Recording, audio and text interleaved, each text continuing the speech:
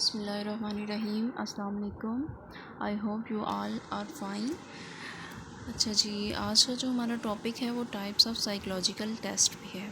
आज हम देखेंगे कि कितनी टाइप्स के साइकोलॉजिकल टेस्ट होते हैं और किस किस पर्पज़ के लिए वो यूज़ होते हैं। Let's see on the first psychological test की डेफिनेशन पे हम फोकस करते हैं। A particular psychological test is developed for the assessment of particular psychological attributes of a person being tested. It can't be used for carrying out the assessment of a person with regard to other psychological attributes. In general, the psychological tests so developed may be classified into different categories mentioned here.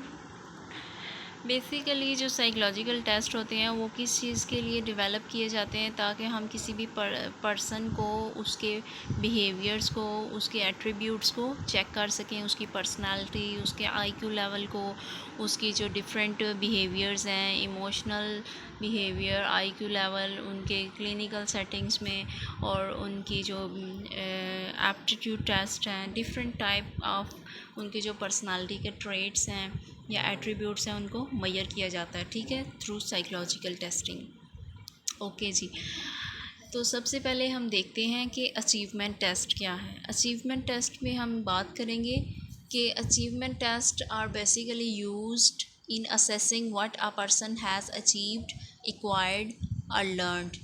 Okay, इसमें आपको जब आप test apply करेंगे achievement test, तो आपको पता चलेगा कि इस पर्सन के अंदर क्या क्या कैपेबिलिटीज़ हैं, उसने क्या चीज़ें एक्वायर की हैं, वो क्या अचीव कर चुका है और उसने क्या कुछ लर्न किया है, ठीक है।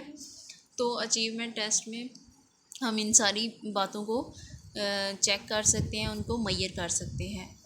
उसके अलावा आगे आ जाता है पर्सनालिटी टेस्ट। पर्सनालिटी टेस्ट इसके नाम से ही बता रहा है, हमें पता चल रहा है कि पर्सनालिटी टेस्ट जो होता है वो बेसिकली यूज़ होता है for the assessment of personal quality और characteristics refer to as personality traits, कि उस पर्सन के अंदर कौन कौन से ऐसे पर्सनालिटी के ट्रेट्स हैं, कौन सी चीज़ जो है वो एक्सेस अमाउंट में उसके अंदर पाई जा रही है, कौन सा ऐसा ट्रेट है जो डोमिनेट है और कौन सा उसका रिसेसिव पार्ट है, ठीक है। हम ऑल अबाउट द पर्सनैलिटीज़ से मेजर कर सकते हैं। ओके, नेक्स्ट है हमारे पास aptitude test. Aptitude test used in assessing different aptitude capable of predicting one's success in the area of particular aptitude such as mechanical, numerical, clerical and lawyer। इसमें aptitude में आप किसी भी पर्सन का interest check करते हो, उसकी ना करियर काउंसलिंग के लिए या करियर को सेट करने के लिए आप जो भी टेस्ट एडमिनिस्टर करोगे एप्टीट्यूड टेस्ट कहलाएगा, क्योंकि उसमें आप उसके डिफरेंट लेवल्स को चेक करते हो कि उसकी परफॉर्मेंस किस में ज़्यादा बेटर है, ठीक है। इसमें वो क्या वो मैकेनिकल में बहुत अच्छा परफॉर्म कर रहा है, या उसकी numerical reasoning means maths skills जो हैं वो बहुत अच्छे हैं, या वो क्लरिकल जो टास्क हैं उनको अच्छे तरीके से परफॉर्म कर रहा है।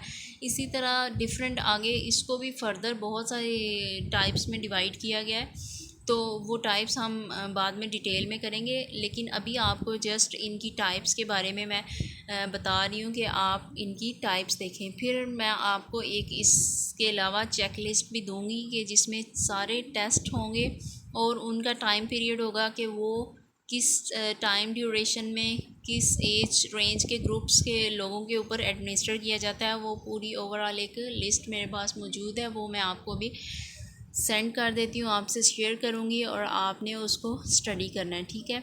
उसमें आपको सारे टेस्ट की लिस्ट नज़र आ जाएगी कि कौन सा टेस्ट किस कैटेगरी में अप्लाई किया जाता है और किस प्रॉब्लम के लिए यूज़ होता है, ठीक है, किस असेसमेंट के लिए यूज़ होता है। नेक्स्ट है interest test, used in the assessment of the varying interest possessed by an individual such as interest in gardening, literary interest and interest in social work। ये टेस्ट ऐसे होते हैं कि पर्सन की जो उसकी पर्सनैलिटी के अकॉर्डिंग उसका जो इंटरेस्ट होता है, एरिया ऑफ इंटरेस्ट, उसको हम देखते हुए उसके बारे में हम गेस कर सकते हैं या डायग्नोज कर सकते हैं कि इस पर्सन का जो एरिया ऑफ इंटरेस्ट है वो किस चीज़ की तरफ है, वो फ्यूचर में किस साइड पे ज़्यादा अच्छा परफॉर्म कर सकता है। ठीक है, अच्छा जी, नेक्स्ट है हमारे पास एटीट्यूड टेस्ट। एटीट्यूड इसके नाम से ही रिप्रेजेंट हो रहा है कि एटीट्यूड टेस्ट जो होते हैं बेसिकली वो यूज़ होते हैं for the assessment of attitude. Attitude किसका, पर्सन का, टूवर्ड्स द थिंग्स, जो चीज़ें उसके साथ रिलेटेड हैं, उसके साथ या कोई ऐसे ideas, person, philosophy, custom, tradition, इनसे रिलेटेड जो भी चीज़ें इनसे रेलिवेंट होंगी ना, उस पर्सन से रिलेटेड, या उसका बिहेवियर टूवर्ड्स अदर पर्सन वो कैसा है, उसका एटीट्यूड क्या है, उसका रिएक्शन क्या शो हो रहा है उन चीज़ों के बारे में। ठीक है, उसका कस्टम, उसकी वैल्यूज़, उसका जो ट्रेडिशन है वो किस चीज़ को रिप्रेजेंट कर रहा है। ठीक है, तो वो एटीट्यूड को मेजर करने के लिए भी डिफरेंट टेस्ट होते हैं। ठीक है, नेक्स्ट है इंटेलिजेंस टेस्ट। इंटेलिजेंस टेस्ट जो है basically use in the assessment of intelligence. इसमें आप आईक्यू लेवल को चेक करते हो, किसी के इंटेलिजेंस लेवल को कि कितना वो अच्छा परफॉर्म कर रहा है और उसकी इंटेलिजेंस लेवल क्या है। उसकी इंटेलिजेंस लेवल लो भी हो सकती है और बहुत ज़्यादा हाई भी हो सकती है। आईक्यू लेवल इसमें मेजर किया जाता है। और the level of cognitive functioning of the individual, इसमें उसकी कॉग्निशन को भी जो है चेक किया जाता है। कॉग्निशन मींस कि उसका जो थिंकिंग पैटर्न है वो भी इससे पता किए जा सकते हैं। उससे हम अंदाज़ा लगा सकते हैं कि इसका आईक्यू लेवल किस टाइप का है, किस लेवल का, और वो किस तरह की परफॉर्मेंस दे रहे हैं। ठीक है, उसका इंटेलिजेंस लेवल जो है वो मेजर किया जा सकता है, इसलिए इसको इंटेलिजेंस टेस्ट बोलते हैं। ठीक है, नेक्स्ट है emotional intelligence test. Emotional intelligence test जो हैं वो यूज़ होते हैं for the assessment of level of emotional intelligence possessed by the individual. Means के जो बंदा कितना इमोशनली स्ट्रॉन्ग है या वीक है, वो इमोशनल टेस्ट के थ्रू हम चेक कर सकते हैं, उसका आइडिया लगा सकते हैं। ठीक है, उसके बाद है मूड एंड मोटिवेशन टेस्ट। इसमें डेफिनेटली हम मूड और मोटिवेशंस को चेक करेंगे, उसका लेवल क्या है मोटिवेशन का, उसका मूड कैसा है, अप है, सैड है, हैप्पी है, और उसके लिए भी डिफरेंट टेस्ट यूज़ होते हैं। ठीक है, और इनकी चेकलिस्ट में फिर सारी कैटेगरीज बताई गई हैं कि कौन सा टेस्ट किस टाइप के जो हैं असेसमेंट के साथ हम अप्लाई कर सकते हैं। ठीक है, नेक्स्ट है हमारे पास एडजस्टमेंट इन्वेंटरीज और test use in assessing the level of one's adjustment towards the self and the environment. कुछ लोग ऐसे होते हैं जिनको एडजस्टमेंट प्रॉब्लम होता है डिफरेंट सिचुएशन के अकॉर्डिंग, डिफरेंट जो उनके साथ सिनेरियोज हो जाते हैं, ट्रॉमा वगैरह, तो उनके साथ अगर कोई इस तरह का प्रॉब्लम हो तो फिर हम एडजस्टमेंट टेस्ट लगाते हैं और उस बंदे का उस इन्वायरमेंट के साथ, उसका खुद के साथ कितना वो एडजस्टमेंट प्रॉब्लम है या उसका जो लेवल ऑफ सेटिस्फैक्शन है वो कितना है, उस सब को मेजर करने के लिए फिर हम एडजस्टमेंट इन्वेंटरीज को अप्लाई करते हैं। ठीक है, नेक्स्ट है neuro psychological test.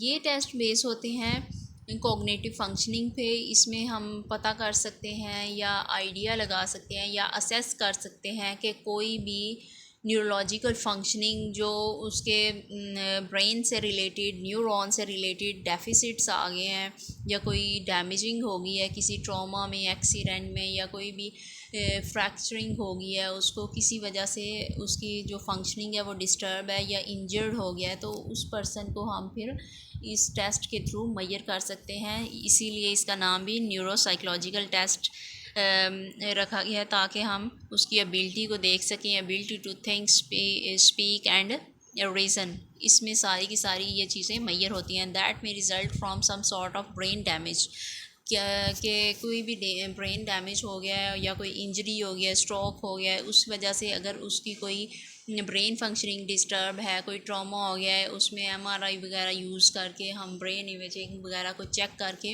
Neuro psychological test को अप्लाई करते हुए उसकी फंक्शनिंग को मेजर कर सकते हैं। और कौन सी फंक्शनिंग है वो कोग्निटिव फंक्शनिंग। ठीक है, उसकी थिंकिंग पैटर्न। ओके, नेक्स्ट है स्पेसिफिक क्लिनिकल टेस्ट। ये टेस्ट जो हैं स्पेसिफ़िकली क्लिनिकल सेटिंग में डिज़ाइन किए जाते हैं, वहाँ पे अप्लाई किए जाते हैं for the purpose of measurement of the level of severity of the mental disorders. ठीक है, कि कितना वो स्वेयर मेंटल डिसऑर्डर है, क्या कंडीशन और सिचुएशन है, कौन कौन से मेंटल डिसऑर्डर्स उस पर्सन में एग्जिस्ट कर रहे हैं। इसमें हम देख सकते हैं anxiety, depression, mental retardation, emotional disturbance, ये सारे के सारे क्लिनिकल टेस्ट हैं और हम क्लिनिकल सेटिंग में इसको अप्लाई करते हैं। ठीक है, other type of test, other type of test में बेसिकली बताया गया है कि टेस्ट को हम क्लासीफाई कर सकते हैं डिफरेंट बेसिस पे। ये सारे के सारे इनकी जो हेडिंग्स दी गई हैं ये इस बेस पे दी गई है कि हर टेस्ट दूसरे से डिफरेंट क्यों होता है, क्योंकि उसकी एडमिनिस्ट्रेटिव कंडीशंस जो होती हैं वो एक टेस्ट की दूसरे से डिफरेंट होती हैं। हर टेस्ट जो है वो सेम नहीं होता, उसकी कुछ क्राइटेरिया, नॉर्म्स और उसकी डिफरेंट कैटेगरीज़ होती हैं, स्कोरिंग क्राइटेरियाज़ वगैरह, वो कंटेंट डिफरेंट होते हैं। ठीक है, हर टेस्ट सेम नहीं होता। वो एक दूसरे से कैसे डिफ़र करते हैं, क्योंकि उनकी क्लासिफिकेशन की जाती है। एक तो क्लासिफिकेशन ये हो गई कि एडमिनिस्ट्रेटिव कंडीशंस उसमें डिफरेंट होती हैं, इंडिविजुअल टेस्ट भी होते हैं और ग्रुप टेस्ट भी होते हैं। उसके अलावा स्कोरिंग क्राइटेरिया है। स्कोरिंग क्राइटेरिया में हम देखते हैं कि कोई टेस्ट ऑब्जेक्टिवली स्कोर किए जाते हैं और कुछ की में सब्जेक्टिव स्कोरिंग होती है। उसके अलावा रिस्पांस लिमिटेशन होती हैं। रिस्पांस लिमिटेशन मींस कि कुछ जल्दी जल्दी वो रिस्पांस करके टेस्ट जो है वो आंसर हो जाते हैं और कुछ टेस्ट जो हैं वो थोड़ा टाइम टेकिंग होते हैं, उनमें टाइम का कम या ज़्यादा जो है वो डिफरेंस आ जाता है। उसके अलावा कंटेंट में वर्बल और नॉन वर्बल भी हो सकते हैं।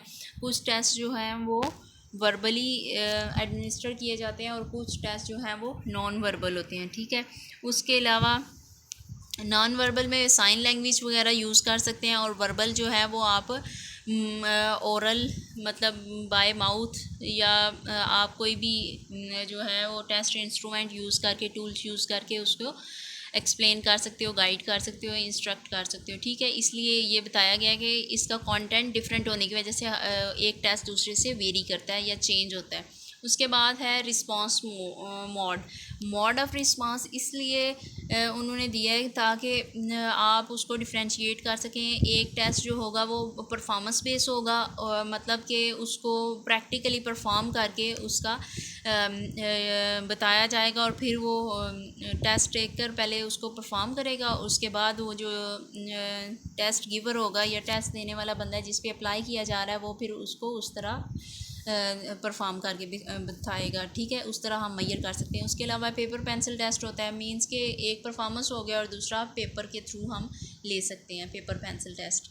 तो मतलब इनका रिस्पांस डिफरेंट हो जाएगा क्लाइंट का जिसके ऊपर हम अप्लाई कर रहे हैं, या तो वो परफॉर्मेंस बेस होगा या फिर वो पेपर पेंसिल बेस होगा।